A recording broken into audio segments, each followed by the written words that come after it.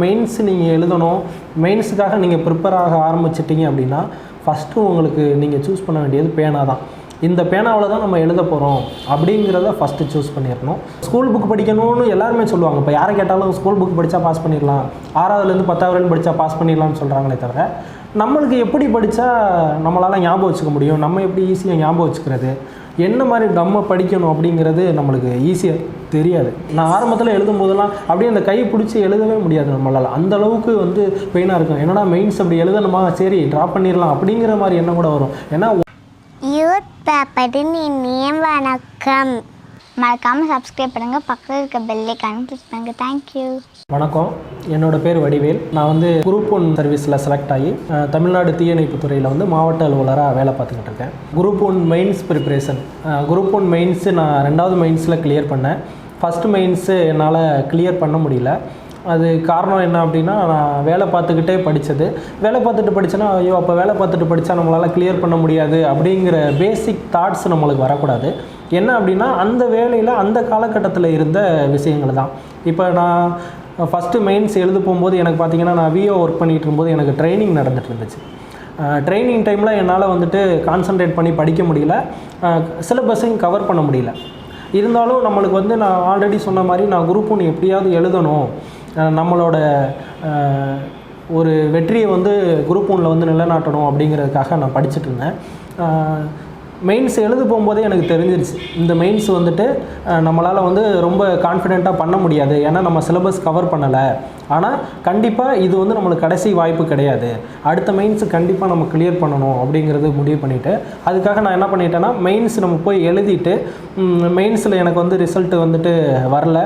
Mains வரல அப்படின்னோடனே எனக்கு நல்லா தெரியும், நான் சிலபஸ் கவர் பண்ணலை, அதனால் எந்தளவு நம்மளால் சக்ஸஸாக பண்ண முடியும் அப்படிங்கிறது எனக்கு தெரியல அப்படிங்கிற மாதிரி இருந்துச்சு.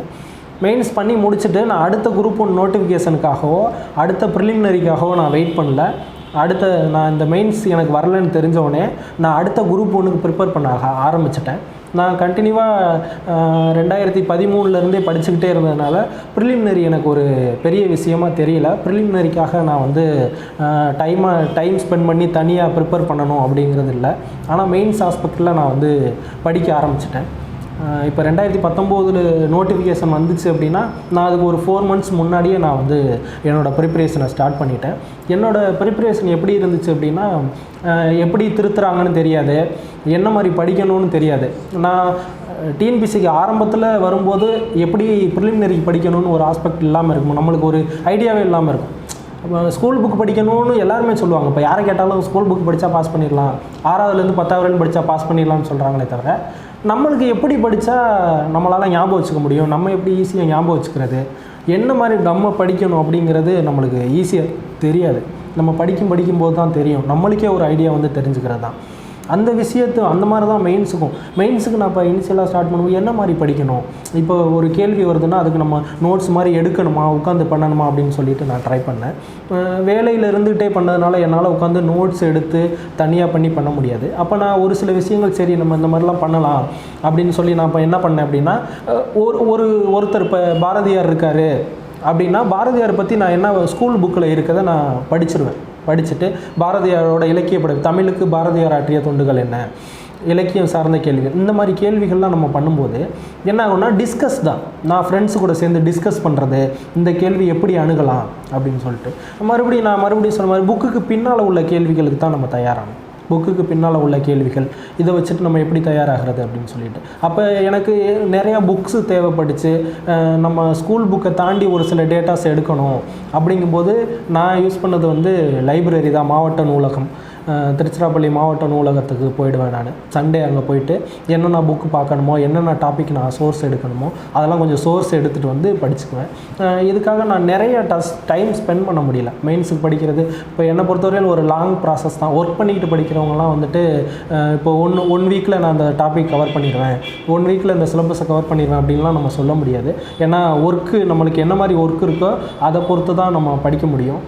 இப்போ எனக்கு பார்த்திங்கன்னா காலையில் டைம் கண்டிப்பாக நான் யூஸ் பண்ணிக்குவேன். காலையில் ஒரு 2 hours 3 hours நான் நல்லா படிச்சிருவேன். காலையில் படிச்சுட்டு ஈவினிங் அதை நான் எப்படி கொஸ்டினாக எப்படி அதை பண்ணலாம். இப்போ ஒருத்தர் பற்றி படிக்கிறோன்னா அதை எப்படி கொஸ்டினாக எழுதும்போது நம்ம அப்படியே எழுத முடியாது. அதை எப்படி அந்த கேள்விக்கு தகுந்த மாதிரி நம்ம எப்படி எழுதலாம் அப்படிங்கிற விஷயங்களை நான் டிஸ்கஸ் பண்ணுவோம். டிஸ்கஸ் பண்ணுறது தான் எனக்கு ஒரு பெரிய ப்ளஸ்ஸாக அமைஞ்சதே தவிர மெயின்ஸுக்குன்னு நான் போயிட்டு இது பண்ணி மெயின்ஸ் பொறுத்தவரையிலும் ஒரு வரையறையெல்லாம் கிடையாது. மெயின்ஸுக்கு இப்படி தான் எழுதணும், இப்படிலாம் பண்ணணும், இப்படி தான் நோட்ஸ் எடுக்கணும் அப்படின்லாம் யாருமே சொல்லலை, எங்கேயும் இல்லை நம்மளுக்கு. அப்படிங்கும்போது இந்த கேள்வியை நம்மளோட பார்வையில் எப்படி அணுகும், இந்த கேள்விக்கு நம்ம என்ன பெஸ்ட் ஆன்சர் கொடுப்போம் அப்படிங்கிறது மாதிரி நம்ம படித்தாலே போதும், மெயின்ஸ் ஈஸியாக கிளியர் பண்ணிடலாம். நான் ஃபஸ்ட்டு குரூப் 1 மெயின்ஸிலேருந்து அந்த தோல்வியிலேருந்து நான் கற்றுக்கிட்ட விஷயம் என்ன அப்படின்னா, ஃபுல்லாக டாபிக் கவர் பண்ண முடியாமல் நம்ம போய் அங்கே எல்லா கேள்வியும் கண்டிப்பாக அட்டன் பண்ண முடியாது அப்படிங்கிற ஒரு தாட் இருந்துச்சு. இதில் எனக்கு என்ன ஒரு பெரிய ப்ளஸ் அப்படின்னா, நான் ஃபஸ்ட்டு மெயின்ஸ் எழுதுனது பார்த்திங்கன்னா பழைய பேட்டர்னில் எழுதினேன். 300 மார்க்குக்கு அதில் கேள்விகள் இருக்கும். 300 மார்க்குக்கு எழுதும்போது அப்படி பார்த்திங்கன்னா 300 மார்க்குக்கு எழுதுகிறதே ஒரு பெரிய விஷயமா இருக்கும். போயிட்டு நம்மளால் பேனா பிடிச்சி கண்டினியூவாக 3 மணி நேரத்தில் ஒரு 50 பக்கம் 60 பக்கம்லாம் ஈஸியாக எழுத முடியாது. அப்போ அதுக்கும் ப்ராக்டிஸ் வேணும். இதெல்லாமே 3 மணி நேரம் கண்டினியூவாக எழுதணும், எல்லா கேள்வியும் நம்ம கவர் பண்ணி எழுதிடணும். இப்படிங்கிற விஷயங்கள் தான் நான் அடுத்த மெயின்ஸுக்கு வந்து இதெல்லாம் நம்ம தப்பு பண்ணிடக்கூடாது அப்படிங்கிறதுல கவனமாக இருந்து தான் அடுத்த மெயின்ஸுக்கு நான் ரெடியானேன். அதுக்கு நான் என்னென்ன மாதிரி புக்குகள் நான் தயாராக பண்ணேன், ஸ்கூல் புக்கு இல்லாமல் வேறு என்னென்ன புக்கு தயார் பண்ணேன் அப்படின்னா, மாடர்ன் இந்தியாவுக்கு ஒரு சில புக்கு இருக்குது, வெங்கடேசன் புக்கு இருக்குது, பாலிட்டிக்கு வந்துட்டு லக்ஷ்மிகாந்த் புக்கு, இந்த மாதிரி ஒரு சில புக்குகளை வச்சுட்டு ரெஃபர் பண்ணிவிட்டு ஒரு சில பாயிண்ட்ஸ் அதிலேருந்து எடுத்துக்குவேன். ஃபுல்லாக அந்த புக்கையே நம்மளால் படிக்க முடியாது, ஒரு சில பாயிண்ட்ஸ் எக்ஸ்ட்ரா பாயிண்ட்ஸ் மட்டும் அதிலேருந்து எடுத்துகிட்டு நான் படிக்க ஆரம்பிப்பேன். அப்படி படித்தாலே போதும். நம்மளுக்கு என்ன ஒன்று அப்படின்னா, நம்ம எவாப்ரேட்டாக எழுதுகிற அளவுக்கு புரிஞ்சு படிக்கணும், அவ்வளோதான். இதில் மெயின்ஸை பொறுத்தவரையில் நம்மளுக்கு வந்து சொல்கிற அளவுக்கு வேறு எதுவும் கிடையாது. நம்ம புரிஞ்சுட்டு படிக்கணும். இப்போ இந்த கேள்வி வருதுன்னா இந்த கேள்வியை எப்படி நம்ம அணுகணும், இந்த கேள்விக்கு எந்த ஆன்சர் நம்ம எழுதுனா சரியாக இருக்கும் அப்படின்னு யோசித்து நம்ம எழுதணுமே தவிர, மெயின்ஸுக்குன்னு தனியாக நம்ம எல்லாமே அவுட் சோர்ஸ் கலெக்ட் பண்ணணும் அப்படிங்கிறதெல்லாம் கிடையாது. School book based extra points மட்டும் வெளியிருந்து எடுத்துட்டாலே போதும், நல்ல மார்க் வாங்கி ஜாப் பண்ணலாம். இப்போ நான் என்னோடய மெயின்ஸை நான் வந்து தமிழில் தான் எழுதினேன்.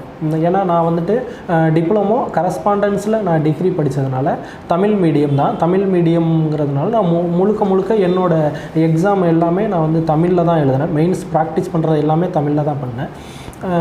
தமிழில் ப்ரிப்பேர் பண்ணும்போது நம்மளுக்கு என்ன இருக்கும் அப்படின்னா, ஒரு பெரிய தயக்கம் இருக்கும். தமிழில் எழுதி நம்ம பாஸ் பண்ணிடுவோமா, இங்கிலீஷில் எழுதினா தான் பாஸ் பண்ணுவாங்க, தமிழில் எழுதினா மார்க் வராது, தமிழில் எழுதினா ஒழுங்காக திருத்த மாட்டாங்க, இப்படிங்கிற நிறைய நெகட்டிவ் கமெண்ட்ஸ். தமிழில் எழுதும்போதே அதான் எந்த ஒரு வேலையுமே தொடங்குறதுக்கு முன்னால் பாசிட்டிவ் கமெண்ட்ஸ் வரும், நெகட்டிவ் கமெண்ட்ஸ் வரும். நெகட்டிவ் கொஞ்சம் அதிகமாக வரும், அதுதான் உண்மை. பாசிட்டிவ் கமெண்ட்ஸுங்கிறது ரொம்ப கம்மியாக தான் இருக்கும். அப்போ நான் என்ன முடிவு பண்ணேன் அப்படின்னா, தமிழ் வந்து நம்மளுக்கு நல்லா தெரிஞ்ச ஒரு விஷயம், தமிழில் பண்ணால் மட்டும்தான் நம்மளால் கான்ஃபிடெண்ட்டாக பண்ண முடியும், தமிழ் நம்மளுக்கு நல்லா வரும். அப்போ நம்மளுக்கு வர்றதில் பண்ணால் மட்டும்தான் நம்ம கான்ஃபிடெண்ட்டாக இருக்க முடியும் அப்படிங்கிறத நான் முடிவு பண்ணேன். அதனால் தமிழ்லே எழுதலாம் அப்படின்னு சொல்லி முடிவு பண்ணிவிட்டு என்னோடய இதை ப்ராக்டிஸை ஜாயின் பண்ணேன். ஆரம்பத்தில் பார்த்தீங்கன்னா எந்த கேள்வி படித்தாலும் பார்த்தீங்கன்னா எனக்கு ஒரு ஸ்டேஜுக்கு மேலே வந்துட்டு தமிழ் எழுதுறது வந்து பார்த்தீங்கன்னா ஃபுல் கம்ப்ளீட் ஆகாது. நான் ஆரம்பத்தில் எழுதுன டெஸ்ட்லாம் பார்த்தீங்கன்னா 250 மார்க்குக்கு என்னால் கம்ப்ளீட் பண்ண முடியாது. அப்போ நான் அதை என்ன பண்ணேன் அப்படின்னா, கை வலிக்கும், எழுத முடியாது. தெரிஞ்ச கேள்வியாக இருக்கும், கை வலிக்கும், எழுத முடியாது. அப்போ என்ன பண்ணேன், கண்டினியூஸாக வீக்லி ஒரு டெஸ்ட் நான் எழுத ஆரம்பித்தேன். வீக்லி 2 டெஸ்ட்டு கூட எழுதுவேன், நானே எழுதுவேன். ரிட்டன் ப்ராக்டிஸ் ஃபுல்லாக நானே எழுதி பார்த்துட்டே இருப்பேன். கை நம்மளுக்கு கொஞ்சம் ஓரளவு செட் ஆன பிறகு தான் அந்த வலி இல்லாமல் இருந்துச்சு. நான் ஆரம்பத்தில் எழுதும் போதெல்லாம் அப்படியே அந்த கை பிடிச்சி எழுதவே முடியாது நம்மளால், அந்த அளவுக்கு வந்து பெயினாக இருக்கும். என்னடா மெயின்ஸ் அப்படி எழுதணுமா, சரி ட்ராப் பண்ணிடலாம் அப்படிங்கிற மாதிரி எண்ணம் கூட வரும். ஏன்னா ஒர்க் பண்ணிக்கிட்டு படிக்கிறதுனால நான் சொல்கிறேன் அந்த வார்த்தையை. ஏன்னா இப்போ நம்ம ஒர்க் பண்ணாமல் படிக்கிறவங்க அப்படிங்கிறப்ப அவங்களுக்கு டைம் இருக்கும், அவங்க நிறைய எழுதி பார்க்கலாம் பண்ணலாம். ஒர்க்குங்கும்போது ஒர்க்கு ரிலேட்டடாகவும் போய் நம்ம எழுதணும், அங்கேயும் சிஸ்டம் ஒர்க்கு பார்க்கணும், எல்லா ஒர்க்கும் பார்க்கணும். பார்த்துட்டு வந்து மறுபடியும் நம்ம எக்ஸாம் படிக்கணுங்கும்போது அவங்க அளவுக்கு நம்மளால் கன்வீனியண்ட்டாக இது படிக்க முடியாது. ஆனால் நம்ம படிக்கணும் அப்படிங்கும்போது அதுக்கான சூழலை நம்ம உருவாக்கணும். மெயின்ஸுக்கு ப்ரிப்பேர் ஆகும்போது எந்த அளவுக்கு படிக்கிறோமோ அந்தளவுக்கு ரிட்டன் ப்ராக்டிஸும் நம்மளுக்கு கண்டிப்பாக வேணும். அப்போ தான் மெயின்ஸ் நம்ம கிளியர் பண்ணுறது ஈஸியாக இருக்கும். மெயின்ஸில் ஃபஸ்ட்டு நம்ம எழுதணும் அப்படின்னு சொன்னேன்.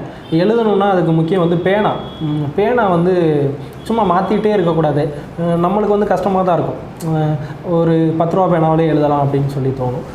நான் உங்களுக்கு ஃபஸ்ட்டு என்ன சொல்கிறேன் அப்படின்னா, மெயின்ஸ் நீங்கள் எழுதணும், மெயின்ஸுக்காக நீங்கள் ப்ரிப்பேர் ஆக ஆரம்பிச்சிட்டிங்க அப்படின்னா ஃபஸ்ட்டு உங்களுக்கு நீங்கள் சூஸ் பண்ண வேண்டியது பேனா தான். இந்த பேனாவில் தான் நம்ம எழுத போகிறோம் அப்படிங்கிறத ஃபஸ்ட்டு சூஸ் பண்ணிடணும். கண்ட பேனாவில் எழுதுகிறேன், சும்மா இந்த பேனா அந்த பேனா மாற்றி எழுதுகிறேன் அப்படின்னா நம்ம கை செட் ஆகாது. அதுவே நம்மளுக்கு ஒரு பெரிய ட்ராபேக் ஆகிடும், கம்ப்ளீட் பண்ண முடியாது. அதனால் பேனாவை கரெக்டாக சூஸ் பண்ணிவிட்டு நம்மளுக்கு என்ன வருமோ என்ன தெரியுமோ அதை நீங்கள் கான்ஃபிடெண்ட்டாக எழுதினாலே போதும், நீங்கள் நல்ல மார்க் வாங்கிடலாம். மெயின்ஸுக்கு என்ன பண்ணக்கூடாது அப்படின்னா, என்ன பண்ணுவாங்க பொதுவாக மெயின்ஸுக்கு அப்படின்னா, படிக்கிறதுல என்னென்னா நோட்ஸ் யாரும் இண்டிவிஜுவலாக எடுக்க மாட்டாங்க, மெட்டீரியல் கலெக்ட் பண்ண ஆரம்பிச்சிருவாங்க.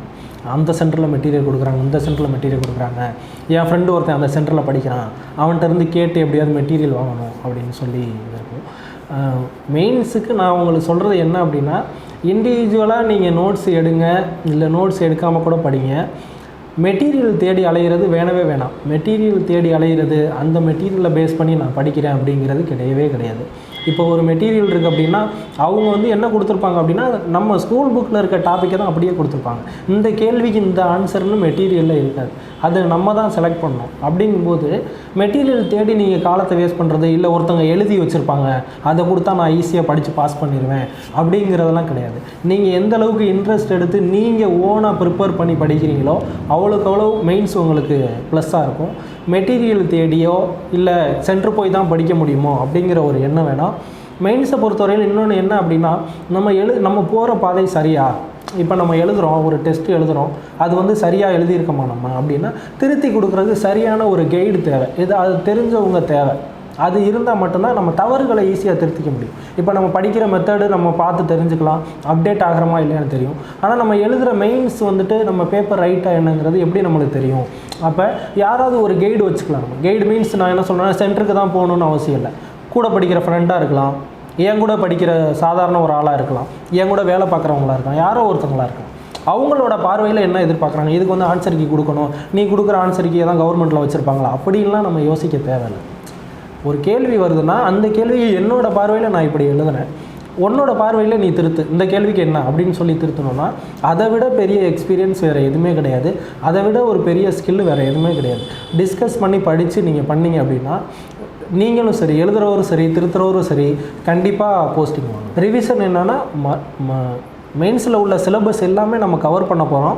அந்த கவர் பண்ண சிலபஸ் வைஸ் உள்ள டெஸ்ட்டுகளெல்லாம் நம்ம எழுதுவோம்.